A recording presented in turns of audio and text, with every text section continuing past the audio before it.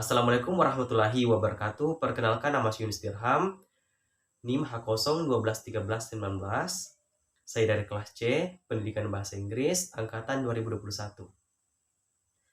Jadi video ini saya buat untuk menyelesaikan tugas final saya di mata kuliah Statistika yang diampu oleh Bapak Faisal, SPD, MPD.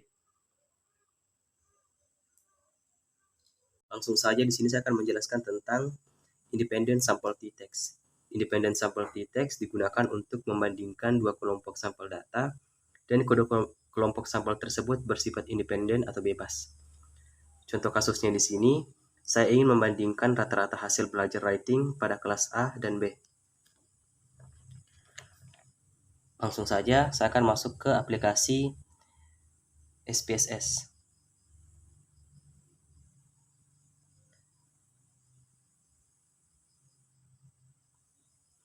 Kita masuk ke variable view. Nah, di kolom pertama di sini, saya akan mengisi hasil.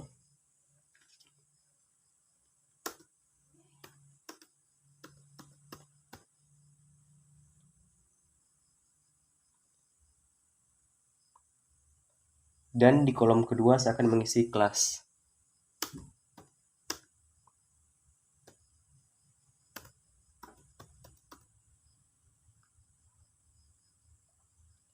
Berikutnya untuk di tabel, saya akan mengisi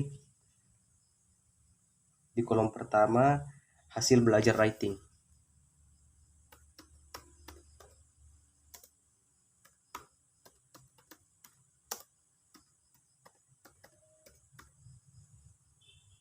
Berikutnya untuk kolom kedua, saya akan mengisi kelas. Nah, dan untuk di folio sini saya akan mengisi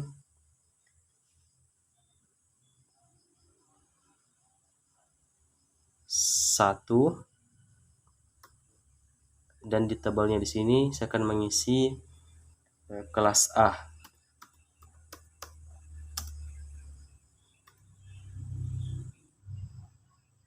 Kemudian add, dan lakukan juga seperti yang tadi kita lakukan.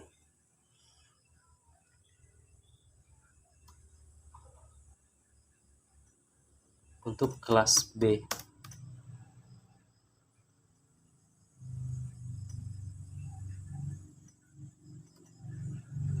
Kemudian add. Kemudian oke. Selanjutnya kita kembali ke data view.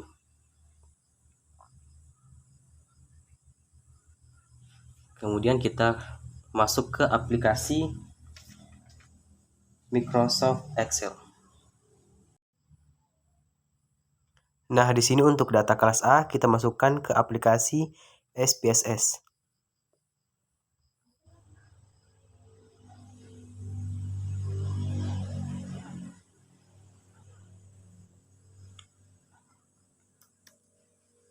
Kita salin, kemudian kita tempel.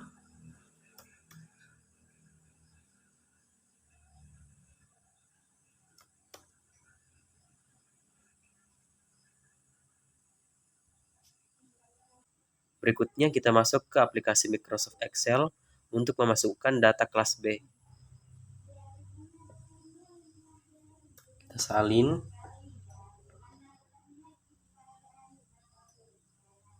Kemudian kita tempel di sini.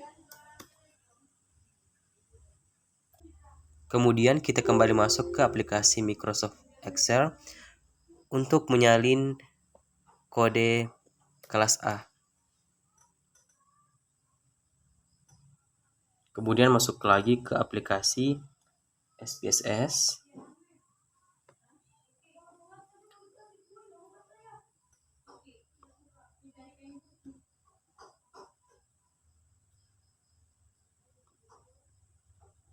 Kemudian kita tempel.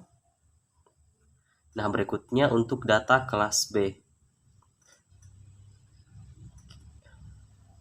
Kembali ke aplikasi SPSS, kita salin. Di sini kita salin.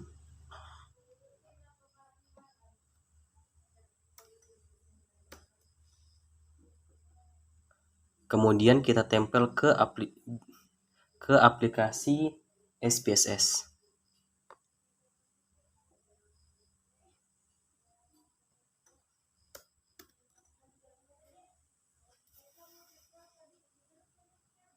Sebelum masuk ke analyze, sebelumnya saya akan mengecek datanya terlebih dahulu, apakah datanya telah lengkap atau belum.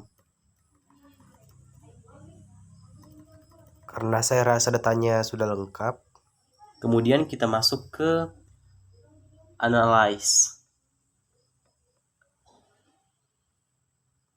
Kemudian kita cari compare means.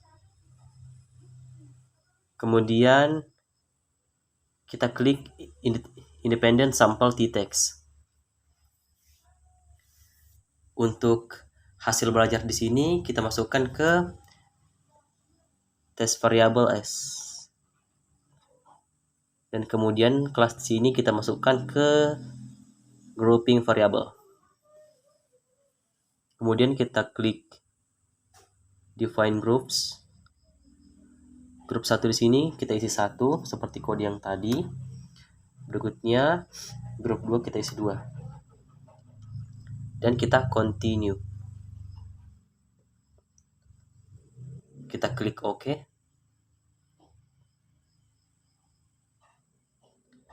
Nah, di sini sudah ada hasilnya.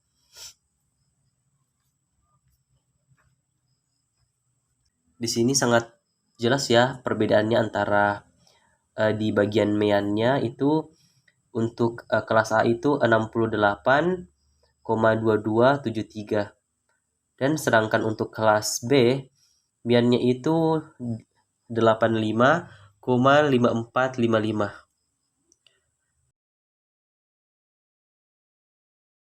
Jadi demikian secara deskriptif statistik di sini dapat disimpulkan ada perbedaan rata-rata hasil belajar siswa antara kelas A dan kelas B. Berikutnya kita berpindah ke independent sample t-text.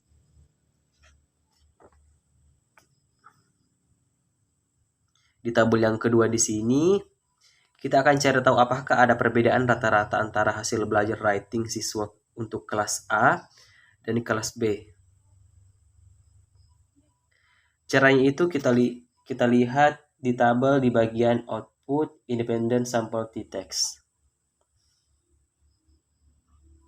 Kita bisa lihat di sini nilai signifikannya itu 0,000.